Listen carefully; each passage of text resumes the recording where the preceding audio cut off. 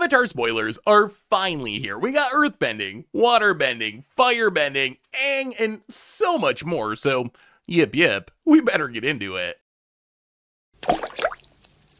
Hello everyone, it's Seth, probably better known as Saffron Olive, and it's time for our first daily dose of Avatar The Last Airbender spoilers.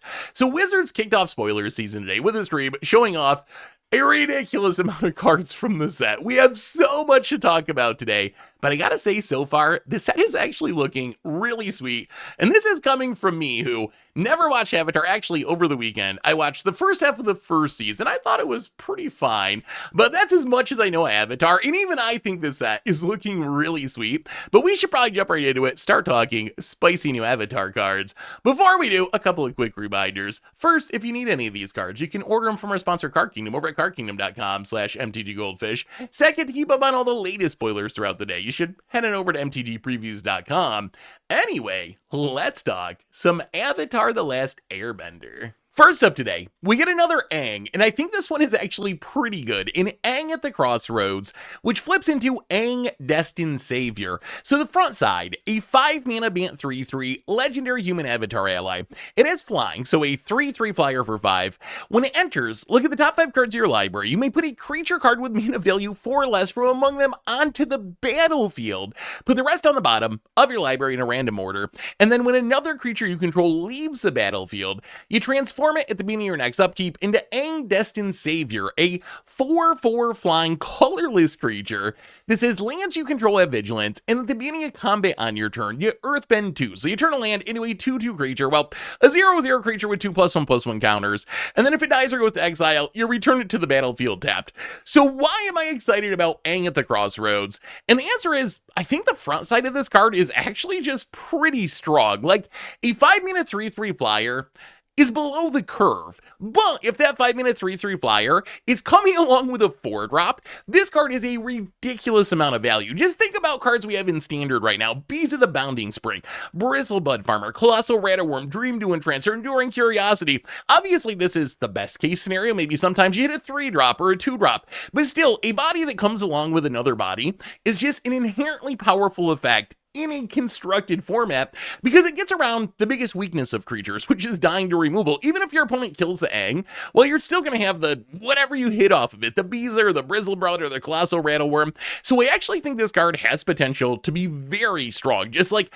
ramping into this, playing it on turn 3 or turn 4 with some ramp, and just spinning into something big is going to add a huge amount of power to the battlefield. And then the backside, it's fine. Like, eventually you're going to flip into it, because remember, it flips very easily. All that has to happen for it to flip is another creature you control leave the battlefield, and you flip it your next upkeep.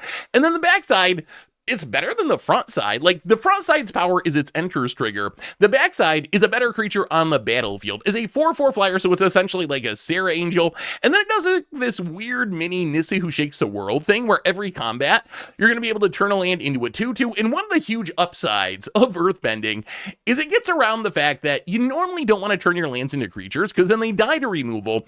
But it's pretty safe to earthbend your lands, because even if they die or go to exile, they're just going to come back into play anyway, which is a really strong effect. So I actually think that Aang is really good. The only question is, where does it fit? There's not like a top tier standard deck that this goes in, but it's really hard to figure that out right now, because we're waiting for Vivi to get banned. Right now, there's really only 2 decks in standard, in the Vivi Cauldron deck and Mono Red designed to beat Vivi Cauldron. So it makes sense that there wouldn't be a home for this right now, but assuming standard ends up in a reasonable spot after we get rid of Vivi, after we get rid of the Cauldron shenanigans, I actually think that Aang can be a very good card in Standard. Speaking of what we can do with this card, obviously the dream, outside of just spinning into something big, is to use Aang and spin into something that can blink Aang, because it's not a cast trigger, it's just an enters trigger, which means we can like play an Aang and spin into a Salvation Swan, which can blink the Aang and put it back into play on the end step, and then we'll get its trigger again, and then we can spin into a Charming Prince, and then that can blink the Aang, and it'll come back on the next end step, and it'll do it again, and maybe we hit an Appa Steadfast Guardian, which I know isn't exactly blink, because because we gotta put it into exile, we can cast it for 2 mana, but still it's pretty close. A 2 mana Aang is still a pretty good way to reuse it. So if we can just keep chaining into these blink effects, Aang can build a huge board on its own. And I think that's probably the first deck I'm gonna build around the card, is just play this with all the blink effects that I can find on creatures, and try to build a deck where a single Aang just builds this unbeatable board and wins me the game. Once you get back to older formats, you can also just blink it with Ephemerate or Ghostly Flicker if you're building like a Commander deck. Although in Commander, it's kind of funny. I think in Commander, you don't build around the front side of Aang, you build around the back side of Aang. The problem with building around the front side of Aang is it's going to flip, right? It's not a May ability to transform it, so it's mostly going to be the backside on the battlefield, because I assume that creatures are going to leave the battlefield at some point during a game of Commander. So if I was going to build a Commander deck around this, yes, I would still want things to hit with Aang's front side, and I would still probably do some of the blink shenanigans, but I would also have an eye towards stuff that works with earthbending, like taking advantage of our lands having vigilance, so we can use like the old Awaken mechanic, which is kind of like the original earthbending, but if your land dies, it goes away forever. You have stuff like Liege of the Tangle that can turn your lands into these massive creatures. Terra Eternal can make all your lands indestructible. And we also got another absurd new card in Badgermole Cub. And Badgermole Cub is going to be really good in Aang decks and in other decks too. Badgermole Cub, maybe one of the more exciting cards that we've seen so far today. A 2-mana 2/2 Badgermole. It is not legendary, a rarity these days. And it says, when it enters, you earthbend 1. So you can turn one of your lands into a 0/0 creature with a +1/+1 counter on it. And then when you tap a creature for mana, you add an additional green mana, which is a very, very strong ability. So first, worth mentioning, I really like that showcase treatment. It reminds me of Bloomburrow, I think, had a very similar treatment. But as far as Badgermole Cub itself, it is cute that this carries on the tradition in Magic of the cub being better than the parents. We saw this with Owlbear Cub in Owlbear, where Owlbear kind of jank, but Owlbear Cub actually pretty good. We also got Badgermole in the set was just a random 5-drop, actually very similar to Owlbear. And then Badgermole Cub, definitely the way more exciting of the two cards. But Badgermole Cub, if you think about what this is, it's kind of Cunning at home. It's Cunning, but it only works with creatures, but you get the upside of earthbending to turn one of your lands into a creature, but it's like Cunning that doesn't work with mana rocks, essentially, or it's Leyline of Abundance on a body, which downside is bodies means it can die to removal, but still we've seen Leyline of Abundance be a very, very strong and explosive card. So what do we do with this card? Well, it works well with any mana dork deck. If you're playing Llanowar Elves, suddenly your Llanowar is a Soul Ring making 2 mana. Same with Birds of Paradise. Your Blue Tempter is going to make an extra green mana, but it works especially well with any sort of mechanics that turns your lands into creatures, which I think is the goal of this card, because remember, it by itself turns the land into a creature. So if you are playing other earthbending stuff or Awaken the Woods, it just makes a ton of Dryad Arbors. This is going to be really powerful. Just making all those things tap for twice as much mana is a really explosive effect. It gets even spicier if you're playing with Toph, because Toph can earthbend your non-token artifacts, so it can turn your artifacts into lands, which all your artifacts are lands, but then it can turn those into creatures, and then once they're creatures, they work with Badgermole Cub. So in a roundabout way, you can kind of build a real Cunning, because you can like turn your mana rocks into lands, which then become creatures, which then make double mana with Badgermole Cub. So it's kind of a roundabout way to get there, but essentially you can build your own Cunning if you got Toph going. It's also worth pointing out that it almost is like a Burning Tree Emissary too, because it earthbends itself. So if you think about how this plays, you like spend 2 mana for a Badgermole Cub, but when it enters, assume you have an untapped land left over. So you need to do this on turn 3, so you have an untapped land, but then you can turn that land into a creature, which is basically creating a Dryad Arbor, and then you have this land creature that taps for 2 more mana, so you're still down 1 mana technically, because the land would have made 1 mana anyway, but it essentially turns Badgermole Cub into a 1 mana card, which makes it even more ridiculous. As far as Commander is concerned, I would play this in basically any mana dork deck or any earthbend land shenanigan, turn my land into creature type deck. The only downside of this card that I see for Commander is it is annoying that it's a Badgermole, so like Elves would love this card, because Elves is like the tribe that is best at making mana dorks, but it's not an Elf. I still think I would consider playing it in an Elf deck, just because doubling the mana from all my Elves seems really, really busted, so I still think I would play it, but that's the only little downside I can see. But I think Badgermole Cub, as a 2-drop, is one of the scariest and most exciting cards that we got spoiled today. We also got Ozai the Phoenix King, and this card is kinda wild. It is a 6-mana Rakdos 7/7 with a bunch of black and red pips. It's a legendary human noble. It is trample. It is firebending 4, so when it attacks, you get to make 4 mana that you can only use during combat or goes away at the end of combat. It also is haste. It says if you would lose unspent mana, that mana becomes red instead, and then it has flying and indestructible as long as you have 6 or more unspent mana. So of course, the flying and indestructible part, it's going to make 4 of that mana by itself when it attacks, so if you can make 2 more mana somehow, this can be, when it comes down, a 6-mana 7/7 flying, hasty, indestructible trampler that also made you 4 mana when it attacks, and then it gets around the biggest downside of firebending, which is you gotta use the mana at instant speed. This allows you to carry that mana over and use it like real mana during your post-combat main phase.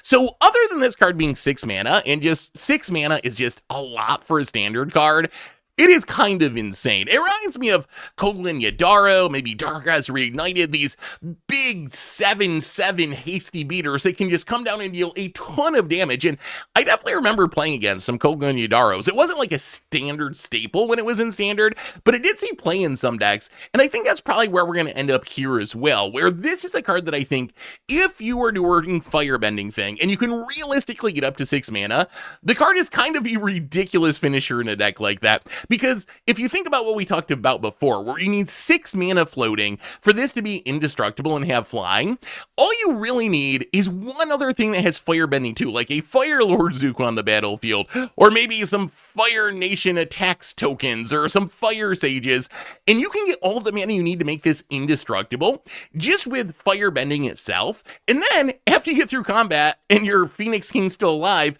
you can go to your second main phase and use all the mana that you generated during combat because it lets you hold on to your mana, which is just so ridiculous.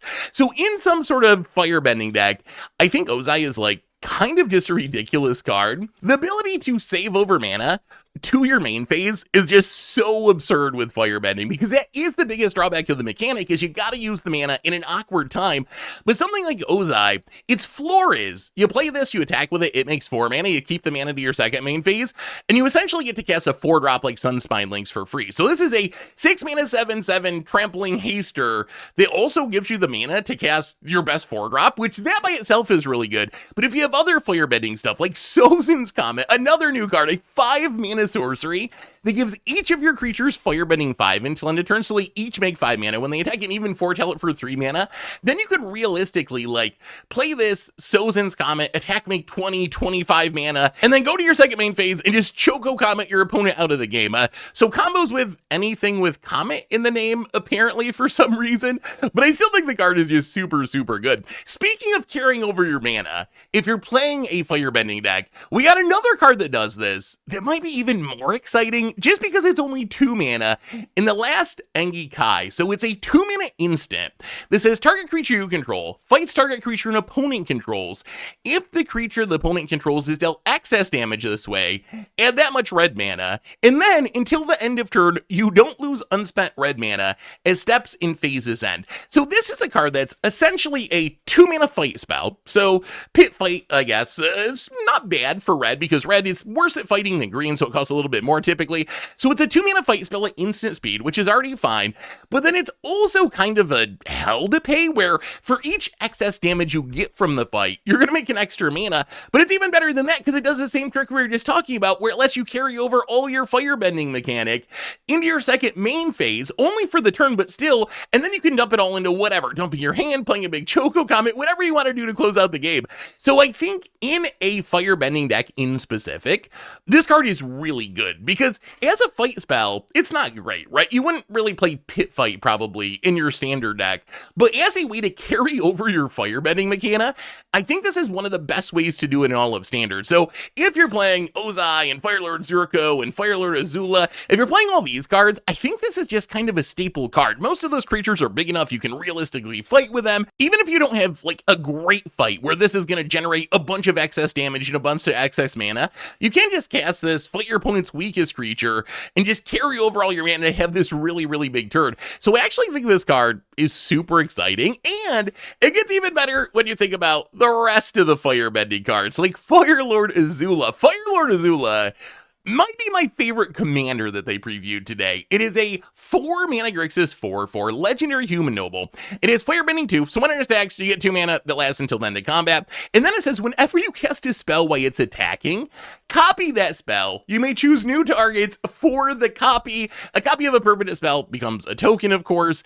This card is kind of wild. It's kind of like a Panharmonicon for anything, as long as you're attacking with Fire Lord Azula, and I think this can lead to some really explosive turns. Imagine just attacking with this. You already got some extra mana thanks to Firebending. You cast a Burst Lightning, you get 2 Burst Lightnings. That's pretty good, but imagine it's an Enduring Curiosity. You cast an Enduring Curiosity, you get 2 Enduring Curiosities, then your Fire Lord Azula hits, and you draw a bunch of cards, and you probably win the game. It's so good with things that you can cast at instant speed, with Flash. Makes it a really, really powerful effect. If you're building around this in Commander, it really wants Flash. I think that's the easiest way to build around this card, is just make sure you can cast stuff at instant speed, because if you have a Leyline of Anticipation or a Vidalcanori, you can just attack with this and then cast whatever you want from your hand during combat while it's attacking and really, really pop off. My dream for this card is I really want to storm off at instant speed as I attack with Fire Lord Azula, and I think it's going to be kind of tricky to set up, but imagine like a commander deck where you attack with Fire Lord Azula, then during combat while it's attacking, you Dark Ritual for 1 mana, but you double it so it makes 6 mana, then you Seething Song for 3 mana to make 5 mana, but you double up so you make 10 mana, and then you just cast as many spells as possible, eventually Brain Freeze, double your Brain Freeze, mill everybody out of the game.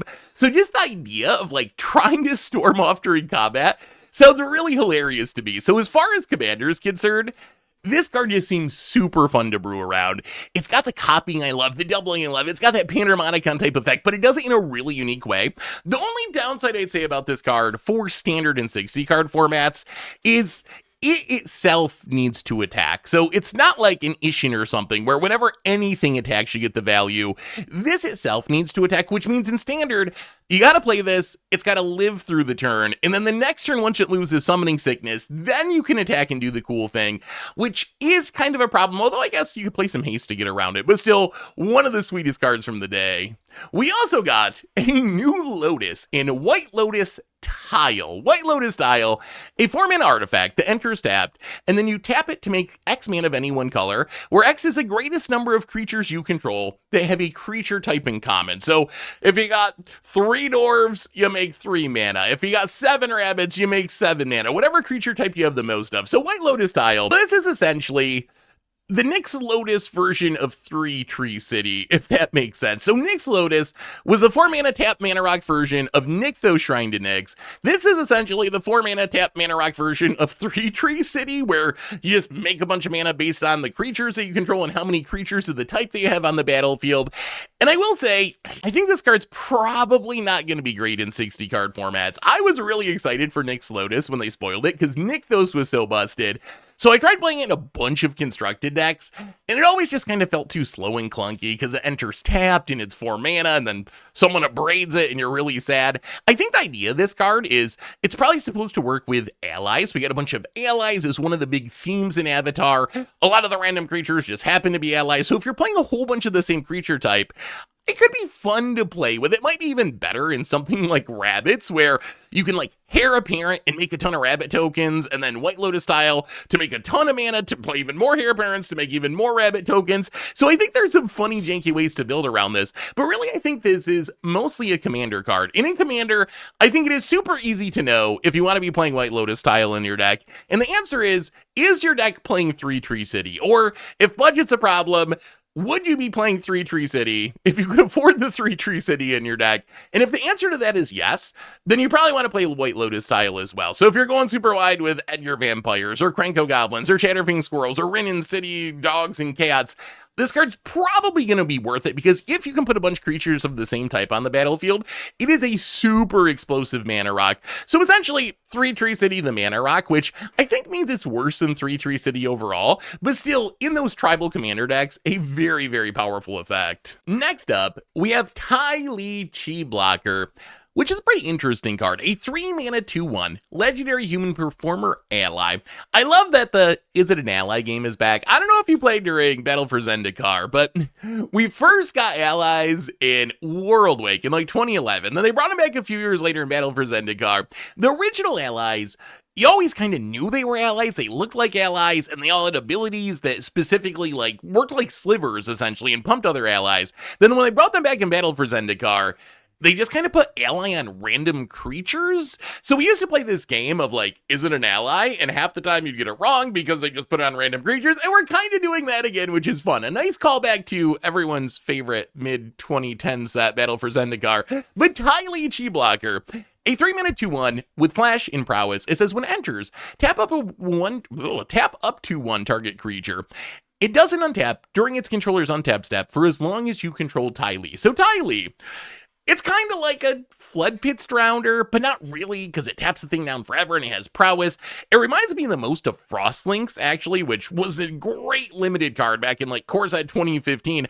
Kind of like Dungeon Geist, in that it taps the creature down for as long as you keep Ty Lee. And then on top of this, you also get a Monastery Swift Spear like prowess ability that's going to let you get kind of aggro if you're slinging a bunch of spells. So I actually think that Ty Lee, along with being a great limited card, I imagine, I think this card could actually work in Standard. I think there's a couple of different ways that you can play this card. So first, it seems good in just some sort of prowess style deck. And I know VV probably going to be banned by the time Avatar releases, but even without VV, Slick Shot Show Off, Stormcatch Mentor, you just play a bunch of prowessy stuff, sling a bunch of spells. You can like play Ty Lee to tap down a blocker, and as long as Ty Lee stays around, it's going to stay tap down forever, and then you just get in a bunch of damage and win the game. So in some sort of prowess deck, this feels like a pretty solid option.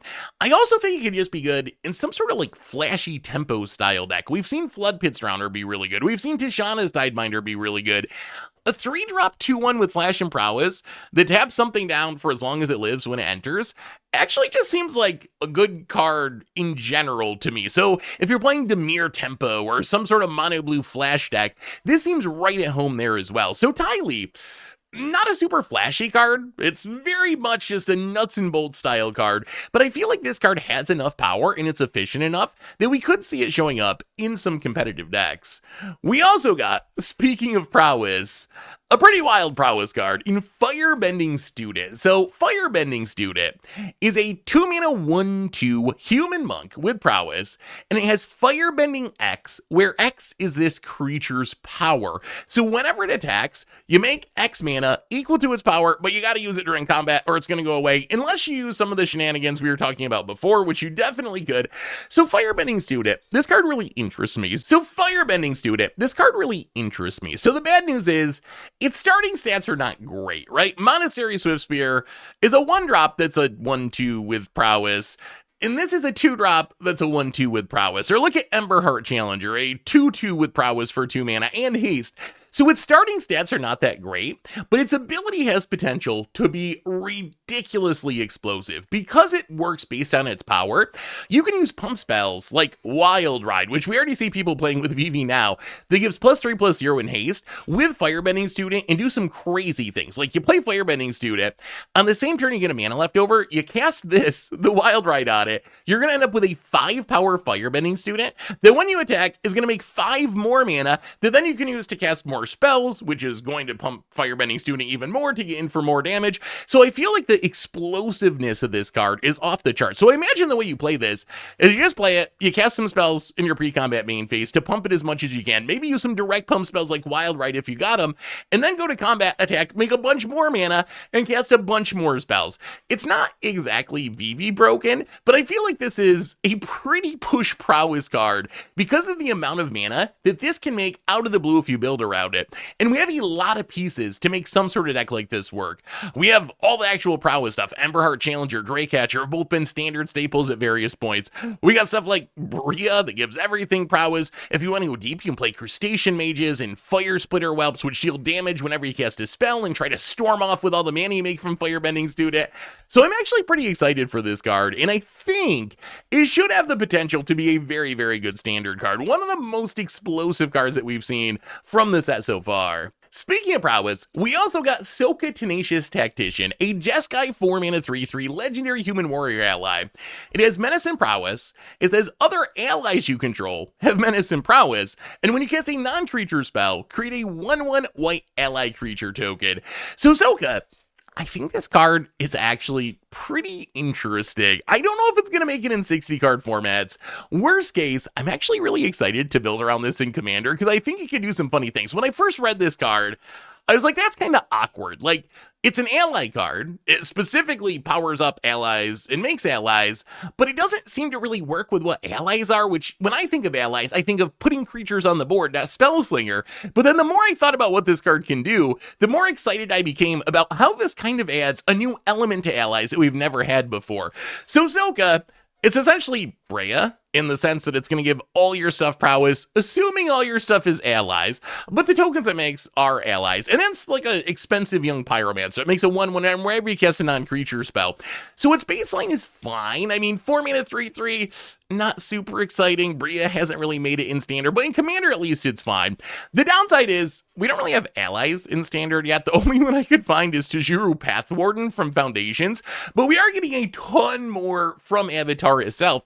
But really, I don't think this is a card that you have to play a bunch of allies with. Like, you could play a bunch of allies with Sokka and then try to cast some spells too and have this weird mixture of a deck that's like super creature heavy Spellslinger. But I think this is actually just an army in a can style card where you play Sokka and if you can, stick another couple allies in your deck. But even if you don't, you just cast spells which make allies. And then all those allies are going to have menace and prowess, which essentially makes this like a 4 mana Jeskai Monastery Mentor almost, where your tokens are actually going to have prowess, which ends up being a really, really fast clock. So I think you can just play this in a Spellslinger deck and cast your Burst Lightnings, cast your Sleight of Hands, build this army of allies, pump the army with Sokka's ability to even have Menace to get in more damage, and then just smack your opponent for a bunch and win the game. As far as Commander's concerned, at first glance it reminds me of just another Jeskai Spellslinger commander, right? Like Kaikar or Elsha, these Jeskai Spellslinger commanders that make a bunch of tokens when you do their thing. But I think what excites me about Sokka in Commander is how it actually synergizes with allies, as weird as this sounds. So the deck I have in my head for Sokka, it's not a real ally deck where I'm playing, 50 allies like Slivers and then Sokka, because that wouldn't really work because Sokka wants you to cast spells. But what I'm envisioning is a Spellslinger deck that's playing a select number of old allies, because the old allies, they really like allies entering the battlefield, and they do something based on the number of allies you have on the battlefield, like Halimar Excavator, a 2-drop 1/3. When it or another ally enters, target player mills equal to number of allies you control. Ondu Cleric, same thing, but you gain life equal to number of allies you control. Murasa Pyromans are kind of expensive, but when it or an ally enters, you deal damage to a creature equal to its power. Akun Battlesinger pumps all your allies and gives them haste. So I'm envisioning you play some of these cards that really care about allies entering and power up based on the number of allies you have. And then you start slinging spells, and every spell you cast is going to make an ally, which is going to trigger your Halimar Excavator and your Ondu Cleric, and you're going to gain life, and you're going to mill someone. And then that's also going to give you more allies, so the next spell you cast that makes an ally is going to mill even more and gain you even more life. So I'm actually very excited to build this deck that's like Sokka, maybe like 10 or 15 allies and a bunch of Spellslinger stuff, and just try to find the Ondu Clerics and the Halimar Excavators, and have this huge like Spellslinger ally combo turn. So the more I thought about this card, I went from being like, it's really awkward this is an ally. Allies aren't about spell slinging, to actually becoming very excited about building around this card because of how making an ally whenever you cast a spell synergizes with some of the oldest allies that we have. Speaking of allies, we also got Earth King's Lieutenant, a 2-mana Selesnya 1/1 human soldier ally. It has trample. It says when this creature enters, put a +1/+1 counter on each other ally creature you control, and then whenever another ally you control enters, put a +1/+1 counter on this creature. So this card, I absolutely love. It is quite literally Thalia's Lieutenant, but for allies, and it gets trample, so it's upgraded Thalia's Lieutenant, but for allies, which Thalia's Lieutenant was one of the best human cards back when humans were a real deck in Modern, so it's built on a pretty solid foundation, but that's not why I love the card. I do think the card is powerful, if there's an ally deck, of course, but I love the card because it really calls back to how old allies used to work. Old allies used to buff everything whenever an ally entered, like Kazula Warlord, whenever it or an ally entered, you put a +1/+1 counter on all your allies. So its enters trigger kind of calls back to that. And then a lot of allies got a +1/+1 counter whenever another ally entered, which is exactly like Earth King's Lieutenant. So yes, it is quite literally Thalia's Lieutenant, but shifted over to allies and with trample and in Selesnya. But it also feels very ally-ish to me. In this card, I think, if there's an ally deck it's probably going to be really, really insane. Like I said, Thalia's Lieutenant was a staple in modern humans. This card's going to be in standard. The only problem is that humans are way more powerful in general than allies. So we're going to have to wait and see, like, are there enough 1-drops? What's the curve look like? There's only one existing ally in standard, so it pretty much has to be an avatar block constructed deck. But if there is an ally aggro deck, I am sure that Earth King's Lieutenant is going to be not only good in that deck, but probably one of the primary reasons why that deck actually could have a chance to compete in standard. It's that good of a card. We also got Azula Cunning Usurper, which is kind of interesting. It's a 5-mana 4/4 legendary human noble rogue. It is Firebending 2, so you make 2 mana when it attacks, only during combat. It says when it enters, target opponent exiles a non-token creature they control, and they exile a non-land card from their graveyard. And then during your turn, you may cast the cards exiled with it, and you can cast them as though they had flash, so you can cast them during combat. And then mana of any type can be spent to cast those spells. So Azula, when I first read this card, I was like, that card's actually kind of sick, right? It's like a Hostage Taker mixed with a Dire Fleet Daredevil. Sure, it's 5 mana, which is kind of a lot, but Hostage Taker was really good. Dire Fleet Daredevil kind of saw play. But then I read the card again, and I was like, I'm not so sure. The biggest problem I have with this card is your opponent gets to make the choices, right? When it enters, it's not a Hostage Taker where you choose your opponent's best creature and exile it. It's not a Dire Fleet Daredevil where you choose the best thing in your opponent's graveyard and exile it. Your opponent chooses, so they're going to choose their worst creature, non-token creature, but still their worst creature. They're going to choose the worst card in their graveyard. So your opponent can choose a No More Lies from their graveyard. And what are you going to do with it? Like, how are you going to cast that during your turn during combat? I guess you could end up in some weird instant speed during combat battle, but in general, it's not going to be very useful. Your opponent's probably not going to give you their Quantum Riddler. They're going to give you their random, I don't know, Mana Dork or their Summon Fenrir that's going to sacrifice anyway. So I think the fact that your opponent has control over the cards that are chosen really kind of wrecks this card for me. If you were choosing, I think the card would actually be legit pretty good, but the fact that your opponent is making the choice makes me think that I guess you can play it like for fun in Commander, but as far as being a competitive card, I just don't really see it with your opponent being the one that controls what you get to exile. The only other thing I want to mention about this card for Commander is it doesn't work with Blink as well as you would probably like it to. So my understanding of this, and correct me in the comments if I'm wrong. If I'm wrong here, I will post a correction or whatever. But my understanding of how this card would work is you play it, your opponent exiles a creature, your opponent exiles a thing from their graveyard, and then let's say you Ghostly Flicker Azula. The first cards that you exiled are not still going to be Azula cards because it's a new version of Azula, so it's not going to see those first cards that you exiled. So yes, you'll get 2 new cards, and you can cast those 2 new cards, but you can't just keep blinking this and like store up, 20 cards to cast. You're only ever going to have at most 2 cards that are able to be cast with Azula's ability. So I guess you can like play it, exile a couple of cards, play those cards, and then blink it and repeat the process. But it's not as simple as just like blink this a bunch of times and draw a huge amount of cards from your opponent's deck. Although it is still, good with blinking, because the more times that you blink it, the more things your opponent has to exile. Eventually, you're going to get rid of their good creatures. So Azula, it's a fun design. I would play it in Commander, I think, just for like political purposes, because in Commander, you can probably talk someone into giving you like the Wrath from their graveyard that's going to benefit the entire table. There's some ways you can do some politics with this that I think are going to be really fun. In 60 card formats, though, the fact that your opponent's the one making the choice pretty much makes the card unplayable. We also got Tiger Seal, which I'm really on the fence about this card. I think it's bad, but I might be wrong. It's a 1-mana 3/3, which is obviously ridiculous stats. It's a cat seal somehow. It has vigilance. It says at the beginning of your upkeep, you got to tap this creature. And when you draw your second card each turn, untap this creature. So this is a very above the curve threat, kind of like Sleep Cursed Fairy or Cobbled Lancer. A 1-mana 3/3.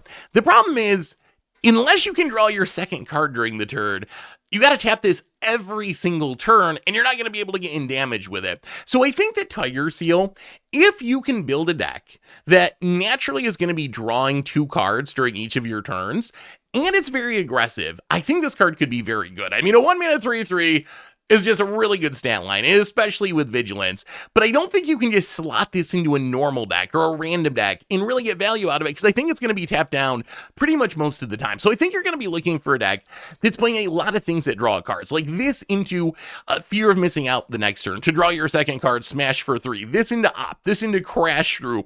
Those are the kind of synergies you're going to be looking for. The good news is we do have a lot of these synergies in the format. You see Tursas, and you see Fear of Missing Outs, and Kioras, and there's a lot of these card draw creatures that are already in blue and in Izzet, so maybe you can just build a deck where it works naturally. But in that deck, I think the card would be really good. But if you're not a deck that's playing all these extra card draw effects, this card's just kind of gonna do nothing. And the biggest issue I have is, when is a 1-mana 3/3 good? And the answer is on turn 1, on turn 2, on turn 3, because eventually as the game goes along, a 3/3 is just going to be outclassed on the battlefield. Your opponent's going to play a 4/4, and then suddenly Tiger's Heel isn't really doing anything. So unless you can be getting in attacks with this on turn 2, on turn 3 consistently, then it's probably not going to be good enough. If you are a deck that has enough of that card draw stuff going on, that you're consistently drawing 2 cards during each of your early turns, then this could be a legit straight up aggro staple in your deck. We also got the Salt Shaker. I can't unsee a Salt Shaker coming at me. In the Fire Nation Drill. The Fire Nation Drill is a 4-mana 6/3 legendary artifact vehicle. So it can be your commander if you want to drill some fools in commander. It has trample. It says when it enters, you can tap it. When you do, destroy target creature with power 4 or less, and then you can pay 1 to give permanents your opponent's control, lose hexproof and indestructible until end of turn, and you crew it for 2 mana. So Fire Nation Drill, I actually really like this card. It's kind of like a Ravenous Chupacabra. It's a 4-mana, not creature in this case, it's a vehicle that can turn into a creature, but a 4-mana permanent that can blow up a creature. And then you also get Shadow Sphere tacked onto it, which I used to think that that mode on Shadow Sphere didn't do anything, but I recently lost a game of Commander where I could have activated Shadow Sphere to make a Wrath Resolve, and I forgot to do it, and now I actually have some respect for that ability. But being able to make your opponent's stuff lose hexproof and indestructible, it doesn't matter like 95% of the time, but the 5% of the time where it does matter, it can actually be like a game-saving line. So I was looking at the most played creatures in Standard, and you might be thinking, okay, like, yeah, it's a removal thing, but it only gets creatures with power 4 or less, so doesn't this mean it's gonna miss too many popular Standard cards? And I think the answer on that is actually no. Like, yeah, there's a few card it misses, Meringue River Regent, Stingerback Terror, the Overlord, Sphinx of the Final Word, and then, of course, stuff like Aboroid or Marauding Mako could theoretically grow big enough that you couldn't kill it, but really out of the 50 most played creatures in Standard, this just straight up kills like 40 of them, or maybe slightly more than 40, like 43 of them. So it is very close to actually just being a Ravenous Chupacabra effect that kills whatever you want to. You're also probably wondering, why do you have to tap it to blow something up? And I was wondering that at first too, right? I was like, that's kind of weird. Why do I gotta tap this drill to kill something? And then I realized it is actually brilliant design on Wizards' part. Huge shout out to whoever thought up how this card works, because that weird line of text of having to tap the drill actually makes it way more powerful. So here's the trick. If your opponent has, let's say, an indestructible creature like Zetalpa, if you didn't have to tap the Fire Nation Drill, you would cast the Fire Nation Drill, target the Zetalpa, and then nothing would happen because it's indestructible. That tap mode essentially gives you a window where you can pay the 1 to make your opponent's permanents lose hexproof and indestructible before you have to target the thing with the Fire Nation Drill. So this is a way that you can use Fire Nation Drill for 5 mana. You do need that 1 extra mana to activate its ability, but if you have 5 mana, you can use this to kill an indestructible creature or a hexproof creature all by itself, which kind of almost makes it like a Nowhere to Run, except it doesn't really get around Ward, but it gets around the rest of the stuff that Nowhere to Run does. In Commander, I don't know why you would play this as your commander. I mean, you can because it's a legendary vehicle. I guess if you just want a Ravenous Chupacabra and make everyone sad by just drilling their creatures all game and not letting them do anything. So I don't really see the appeal of this being your commander, but hey, I mean, I'm not the one building the deck. If you want a Fire Nation Drill and commander, it is completely legal. I do think, though, probably going to be a good Standard card. We also got the Lion Turtle. The Lion Turtle, a 3-mana Simic 3/6 Legendary Elder Cat Turtle. It has Vigilance and Reach. When it enters, you gain 3 life. It can't attack and block unless there are 3 or more lesson cards in your graveyard. And then it taps to add a mana of any color. So the Lion Turtle, it is essentially Iroh very much at home, I think. That was my first impression is, oh, it's this 3-drop Simic thing that gains 3 life and makes mana. So it is kind of Iroh, like, super duper at home. It also reminds me a little bit of Topiary Stomper, where it's a 3-mana ramp spell that doesn't turn into a real creature until a condition is met. For Topiary Stomper, you need a bunch of lands. For Lion Turtle, you need to get 3 or more lessons in the graveyard, which I don't know how realistic that's going to be. We'll have to wait and see how many lessons we get, how good those lessons are. But I think the Lion Turtle, it's fine. The big issue with the card is we just have a lot of competition for 3-mana ramp. We got Overlord of the Hauntwood, Summon Fenrir, Lumbering Worldwagon, and all of those cards for 3 mana actually ramp a land onto the battlefield. The Lion Tutor, you can tap it to make mana even before it can attack or block. So it is a 3-mana ramp spell, but it's a 3-mana ramp spell that can just die to a removal spell, and then you lose that mana advantage. So it's kind of hard for me to see how this is going to beat out the other options that we have for ramping in the format. As far as the lesson thing, we are getting more and more lessons, and I will say the lessons that we've seen so far do seem stronger than the lessons that we got when we went to Strixhaven a few years ago. The first time we got lessons, it felt like most of them had a lesson tax, where you paid like 1 more mana just because it was a lesson, and you could learn them out of your sideboard, which we can't do right now, but maybe we can do after we get Strixhaven again. We'll have to wait and see. But this time, there's really not a tax. Like, Cycle of Renewal, it's literally Harrow for the same exact mana cost, instant speed just like Harrow, except now it's also a lesson. So we'll have to wait and see if there is a deck that can consistently get 3 lessons in the graveyard. Then the Lion Turtle becomes a little bit more appealing. Like, a 3/6 for 3 with Vigilance and Reach is actually a very good body if you can get it turned on. So if there's some sort of lesson deck, this could definitely be part of the ramp package. We'll have to wait and see if there's enough lessons to actually make it work. We also got the Unk. Iroh Grand Lotus, a 6-mana 5/5 Teamer legendary human noble ally. It is Firebending 2 because apparently everything in this set has Firebending 2. It says during your turn, each non-lesson instant and sorcery card in your graveyard has flashback, with its flashback cost equal to the card's mana cost. And then during your turn, each lesson card in your graveyard has flashback of 1. You can cast any lesson from your graveyard for a single generic mana once this is on the battlefield, which is actually kind of a wild ability, or has potential to be a wild ability. So Iroh, it's essentially a Leer Disciple of the Drowned, which we did see play in Standard in the not super distant past, in like a combo deck where you just play this and cast all your graveyard and win the game. Iroh can kind of do the same thing. Yeah, it's in 3 colors, it's 1 more mana, but at least you get the Firebending out of it. Plus, you get the cute lesson synergy. So right now, the biggest baddest lesson that you can cast for 1 is Mascot Exhibition, which makes a 2/1, a 3/2, and a 4/4 for 7 mana, but only 1 mana if you're flashing it back with Iroh. So I guess that's the dream to live, but I think we're kind of in wait and see mode on this one. Right now, we haven't seen a bunch of other like super expensive lessons from the set. I guess we got like Waterbending Lesson, Zerko's Exile. These are fine removal and card draw, but really not like game-ending finishers like Mascot Exhibition. So I'm going to be keeping my eye out for some sort of lesson that's just super busted with this. If we do get that, then I think the potential of building some Iroh deck in Standard, where you're just trying to like flashback whatever this crazy expensive lesson is for 1 mana, might actually be a pretty fun plan.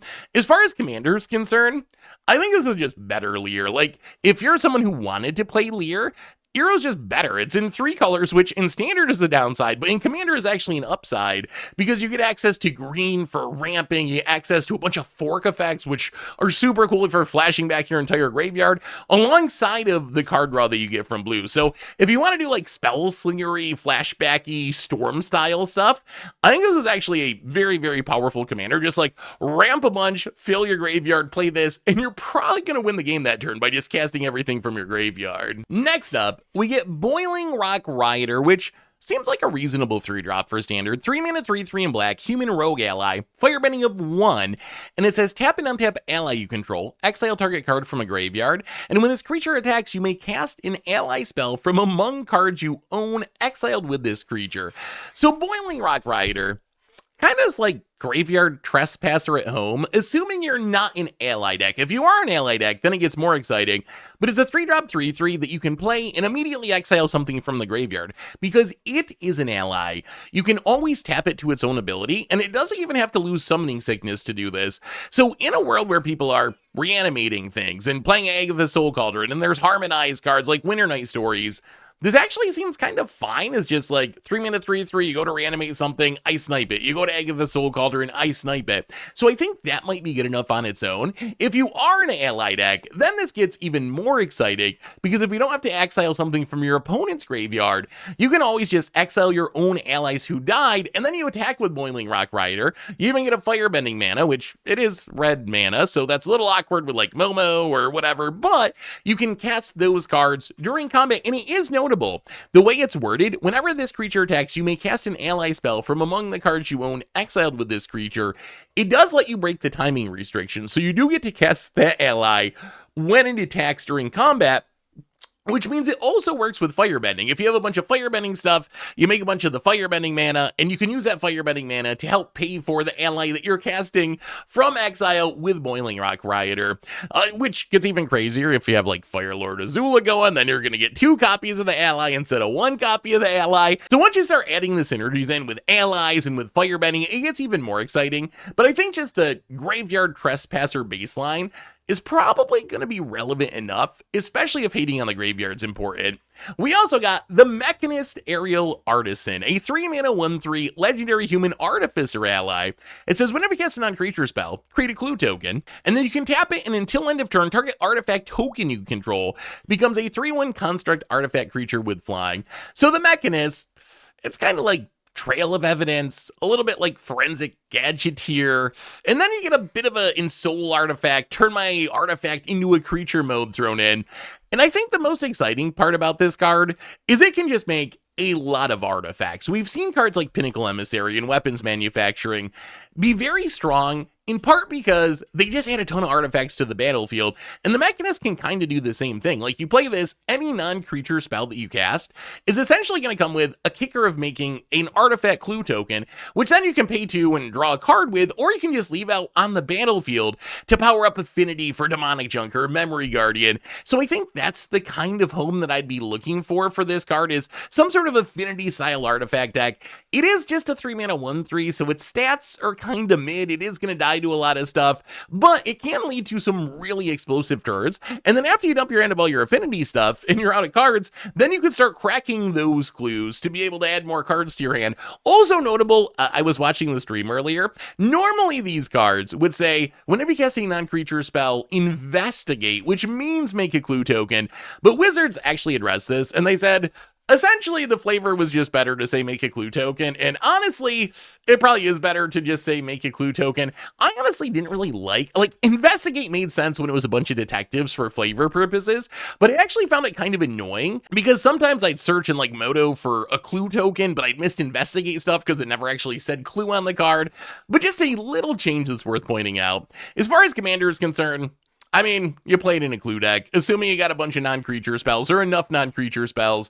But as long as you got a reasonable amount of non-creature spells, I think this is worth playing in Morska or Lannis or Lazav, any one of the decks that just cares about getting a ton of clues on the battlefield, because this can actually produce a lot of clues once it gets going. We also got a card I'm intrigued by, an Airbender Ascension, a 2-mana enchantment that says when this creature enters, airbend up to 1 target creature. So it goes to exile, and it can be recast for 2 mana, no matter what its mana cost is. And then it says, whenever a creature you control enters, put a quest counter on this enchantment, and then at the beginning of her end step, if this enchantment has 4 more quest counters on it, exile up to 1 target creature you control, then return it to the battlefield under its owner's control. So Airbender's Ascension, it's essentially this weird 2-mana blink spell, kind of like a Parting Gust. Airbend isn't exactly that, because you do have to spend mana to recast it, but not all the mana. But the exciting part of this card is once you have 4 creatures enter, which seems pretty easy to do, especially since one of them can be whatever you airbended, so it's really only 3 new creatures, then you essentially get a 2-mana teleportation circle, where just on your end step, you get to blink something every single turn. And that's not airbend, that is just straight up blink, a way you can reuse any of your ETB triggers. And I think that's exciting. That's just like a huge discount compared to what we usually see on this effect. So I think this is a card that you can just play with ETB stuff in a Panharmonicon style deck. But just imagine like reusing your Sunspine Links or Biza or Mr. Negative or Novice Inspector. I think that's where Airbender Ascension is going to be right at home. And the airbending mechanic, it works best with expensive stuff because whatever you airbend, it's going to cost 2 mana to replay it. If you airbend a Novice Inspector and got to recast it for 2 mana, that's a little bit sad. Like, you'll still do it if you have to, but you're paying 2 mana for a 1-drop. But if you airbend a Mr. Negative that's 7 mana and get to cast it for 2 mana, that's actually a pretty good duel. And it's almost like actually having a real blink spell at that point. And then plus, once you get it built up, just being able to blink something on your end step seems very powerful. I'm also interested in trying to build some sort of Ketramos deck with this card. We got Ketramos, we got Servandam, we have Anti-Casual Vestige, which works well with the Leaves the Battlefield shenanigans. So just imagine like Ketramos with Anti-Casual Vestige, and you get this build up, and on your end step, you can like blink the Anti-Casual Vestige to trigger Ketramos to draw a card, trigger Anti-Casual Vestige to draw a card, and you get to put something into play from your hand, and you just keep going through this value loop again and again and again. So I'm excited to build some sort of Orzhov blink deck. We'll see if it's actually even any good, but I think this card will be a key part of it. In Commander, you play this in basically any deck where you'd play Teleportation Circle. I think this is mostly just better Teleportation Circle. I think most decks that would play Teleportation Circle are going to have enough creatures to turn this on very quickly, and a Teleportation Circle that's 2 mana is just better than one that's 4 mana. So if you're trying to blink Atraxas, or your Elish Norn Panharmonicon shenanigans, or Brago Blink shenanigans, play Airbender Ascension. It's going to be really, really good in your deck. We also got Ran and Saw, a couple of dragons. So a 5 mana 4/4 legendary dragon. It is flying and firebending 2, and it says when it enters, if you cast them, and there's 3 or more dragons and or lesson cards in your graveyard, create a token that's a copy of it, except it's not legendary. And then you can pay 4 mana to give dragons you control +2/+0 until end of turn. So this one's pretty straightforward. It reminds me of Varric's Bladewing. Varric's Bladewing was a 4 mana 4/4 dragon that you could kick it for 3 mana and get a copy of it, essentially. Actually, it was Karok's Bladewing instead of Varric's Bladewing, but close enough. So Ran and Saw is very similar to this. It's a dragon that you can actually get 2 dragons of. If you can get 2 dragons out of this, the card is actually pretty good. 5 mana for 2 4/4 flyers with firebending and its pump mode that you can use with your firebending mana during combat. Actually a very strong effect. If you're only getting one of these, then Ran and Saw is stone unplayable in basically every format. So the question is going to be, can you get 3 dragons or lesson cards in your graveyard? Do you have enough dragons? Do you have enough lessons? If so, Ran and Saw, nice finisher, good mid-range threat. If no, don't play this. Play more Dragonhawk, Fate Tempest, or whatever you want to play, because if you're only getting one of these, it's not going to be good enough. As far as Commander is concerned, I think you could play this in essentially any dragon deck, because in a dragon deck, you're probably going to have enough dragons in your graveyard to be able to get 2 copies of this, and then it's pretty decent. But I think it's going to be at its best in mono red dragons like Lathless, because I think once you're like 5-color dragons like the Dragon, there might just be enough other dragons out there that this one might not quite make the cut. So I think really good in mono red dragons, in like 5-color dragons, you can play it if you want to, it's going to be fine. But I think it might be like, the 101st dragon in a deck like that. We also got a wild new saga that flips into a mythic creature in the Legend of Kuruk. So the Legend of Kuruk is a 4 mana saga. The first 2 lore counters, scry 2 and draw a card. Then you exile it and flip it with the third one into Avatar Kuruk, which is a 4/3 avatar. It says whenever you cast a spell, you create a 1/1 colorless spirit creature token. With this token can't block or be blocked by non-spirit creatures. So the token's bad on defense, but very good on offense because no one can block them. And then exhaust Waterbend 20. Take an extra turn after this one. So one time, because it's exhaust, you can pay 20, but you can also tap artifacts and creatures you control to help pay for it, kind of like Convoke, essentially, and then get an extra turn out of this card. So Legend of Kuruk, the backside is a really cool challenge. Like, it's probably going to end up an Against the Odds card, although it's a little sad that all you get's a single extra turn. I kind of wish it was like win the game or something. That'd make it even better for Against the Odds. So I think the backside is a fun challenge to try to get to. Like, can you actually Waterbend 20 to get an extra turn out of this? That's going to be the fun of this card. I think from a competitive perspective, it's probably just too slow. Like the front side of the saga, you're really paying 4 mana to get 2 preordains, which is just a lot of mana for 2 preordains, even though preordain is good, but like turn 4, you get a preordain, turn 5, you get a preordain, turn 6, you get to flip into Avatar Kuruk, and then you still got to get up to 20 or 20 in some combination of mana and creatures and artifacts that you can tap to actually get the extra turn out of it. Although the spirits that you make as you cast spells do help you build towards the waterbend. So the backside is actually very, very interesting. I'm just not sure the front side is really exciting enough at 4 mana, but I guess we're going to have to wait and see on that one. The backside of the card is kind of wild. The fact that it makes a token whenever you cast a spell. It's not instant or sorcery. It's not non-creature. It's like the Endstone version of Young Pyromancer. Whenever you do anything, we're just going to give you a token. How good those tokens are, that remains to be seen. Obviously, they're good with waterbending, right? They're giving you bodies that essentially make a mana towards its waterbending mode, which is powerful in and of itself. When I think of Young Pyromancer and some of the cards like that, a lot of times you really want those tokens to play defense, to keep your life total high, because you're under pressure. You spent all this time playing a 4-mana saga and waiting to flip it into Avatar Kuruk. So the fact that the tokens can't block is a bit concerning. Although on the other hand, the fact that they can't be blocked, again by non-spirits, which is most decks are going to be non-spirits, but the fact that they can't be blocked is kind of nice because you can get in for damage. We've seen similar-ish tokens with like the Phyrexian Mites can't block, Decayed Zombies can't block, but being unblockable is a new twist here that we haven't really seen on these tokens before. Obviously, the most exciting part about this card is the extra turn potential. The question is, how do you actually get to that? So obviously, you flip it, you cast spells to make the spirits, that helps. Beyond that, it works well with like firebending, I guess. You can activate it during combat potentially, so maybe make a ton of firebending mana and get the extra turn. We have stuff like Unlucky Cabbage Merchant, which you can sack food to do a bunch of ramping, so maybe that's a way you can go about it.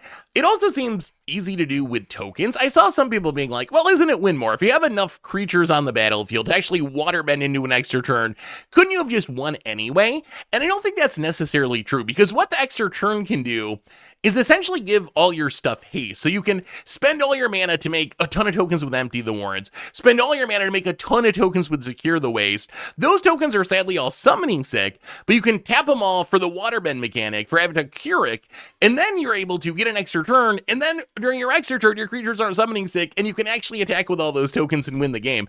So I think that's probably the way to go about it. I will say, the ability seems pretty safe as far as going infinite. There are a bunch of hoops you gotta jump through to actually make it work at all, let alone go infinite. Like, exhaust means you can only do it once, it's 20, it's on a saga, but I think it is technically possible to go infinite with this card. So to actually go infinite with this card, what do you gotta do? Well, first, you gotta go through all the steps of flipping it, taking the first extra turn. Then you need to blink it. So you can use something like Airbender Ascension to blink Avatar Kuruk. The problem is when you blink it, it comes back in as the front side, which is a saga, so you don't still have the ability to make another extra turn. But once you blink it, it gets around the exhaust mechanic. So you need to blink it, it comes back as a saga. Then you need to proliferate twice to get back to the backside again. Once you proliferate twice with something like Contagion Engine, assuming you still have 20 things that you can tap for waterbending, then you can activate the exhaust ability. Again, get another extra turn.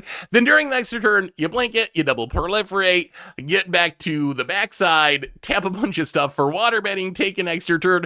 So it's not easy to take infinite turns with this, but if you're willing to work hard enough, it is technically possible. So Legend of Kuruk, fun challenge card, probably going to show up in Against the Odds.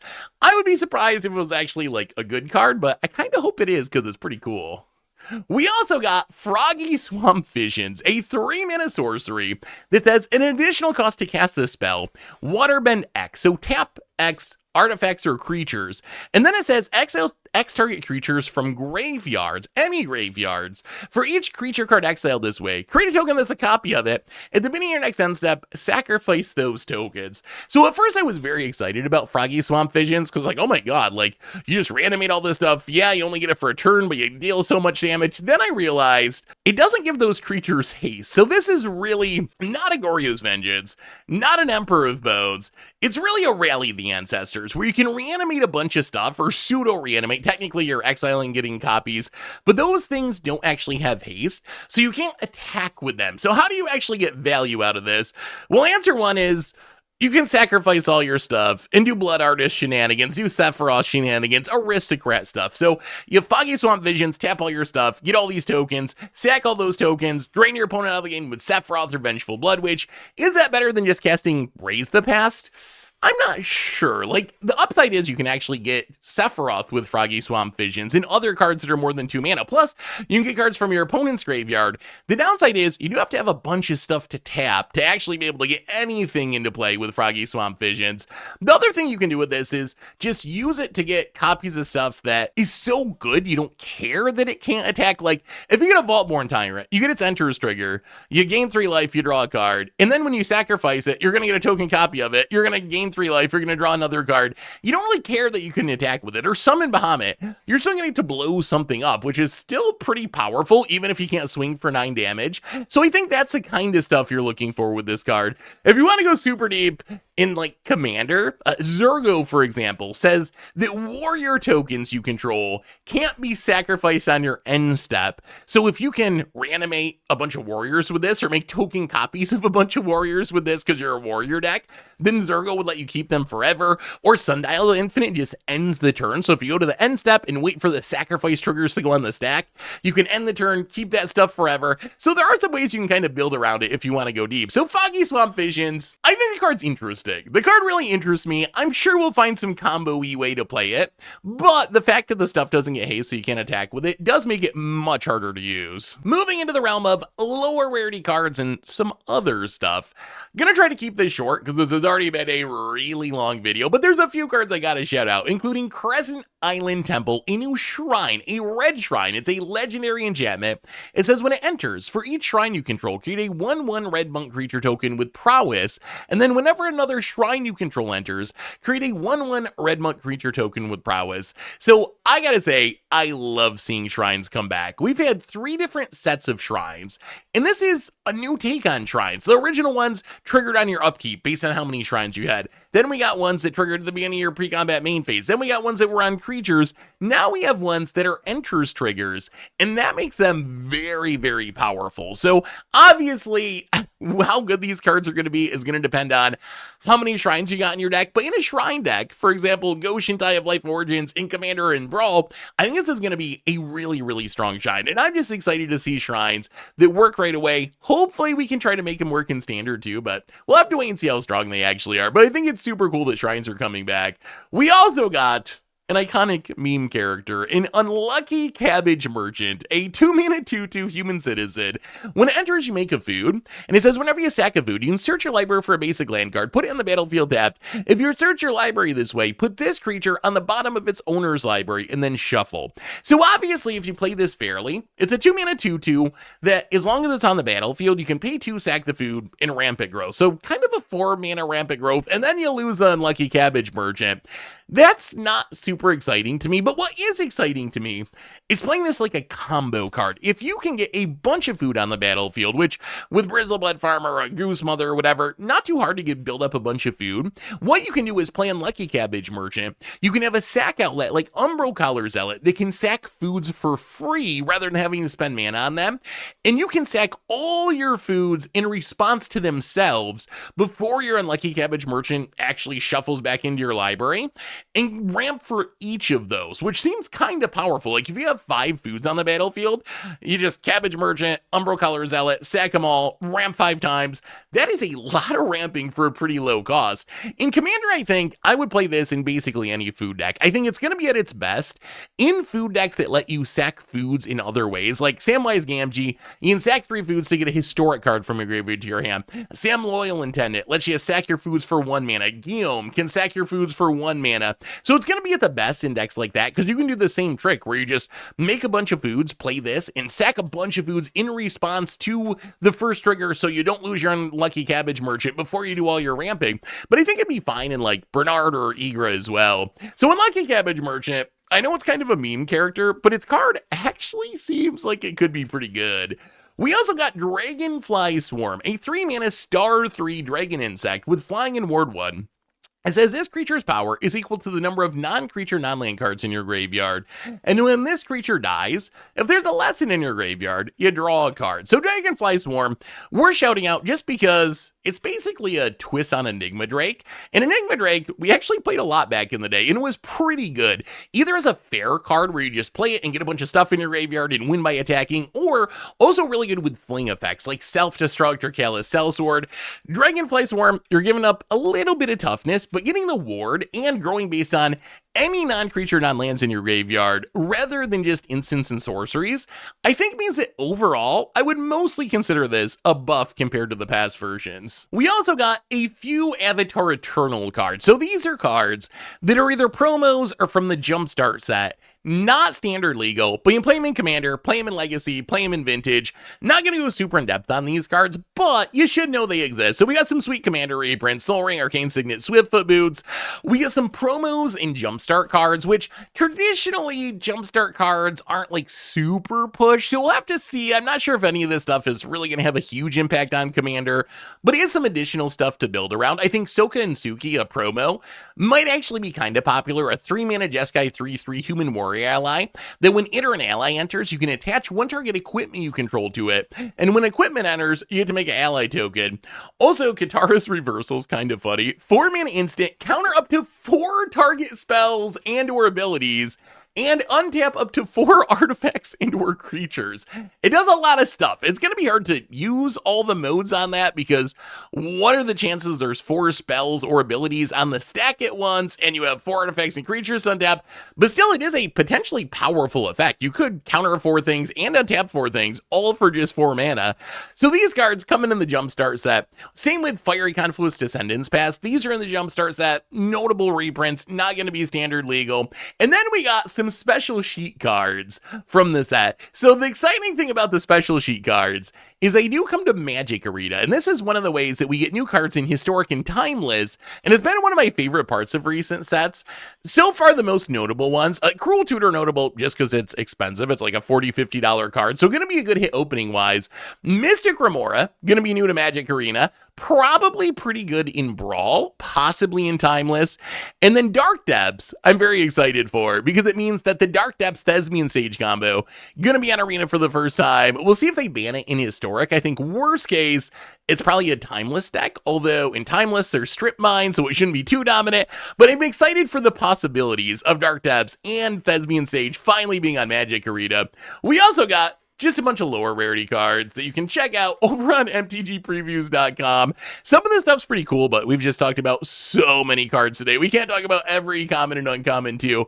But anyway, that brings us to the end of our first real daily dose of Avatar spoilers. And I want to know what you think. I gotta say, my hype level for this set keeps increasing day by day. I was kind of mid on it. And then I watched like half of the first season of Avatar for the first time, and I came away from it feeling like, okay, this actually fits pretty well in Magic. It's people in kind of a fantastical place that are fighting in magical ways, so I think it's actually going to fit pretty well in Magic. And now that I'm seeing the cards and the mechanics, they look really interesting, they look really fun, like how do you use firebending, what do you do with earthbending?